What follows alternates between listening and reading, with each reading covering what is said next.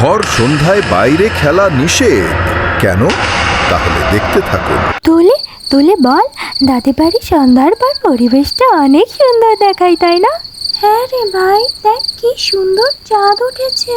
সুমন, তুলি, আমার সোনা দাদু ভাইরা, এবার ঘরে চলে আয়, এই সময় বাইরে খেলা করতে নেই।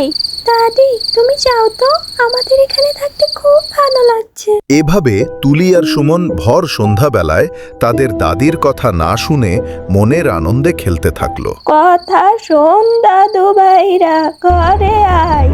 কিন্তু তখনই ঘটল এক অপ্রত্যাশিত ঘটনা।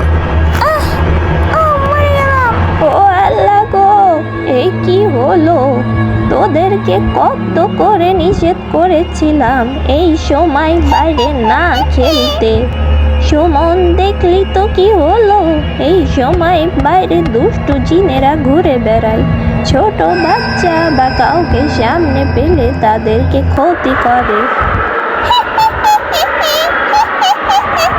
খুব ভালো হয়েছে, খুব মজা পেয়েছি। সম্মানিত ভিউয়ার্সরা, এই জন্যই কিছু নির্দিষ্ট সময়ে কখনো আপনাদের সোনামণিদেরকে বাইরে একা ছেড়ে রাখবেন না।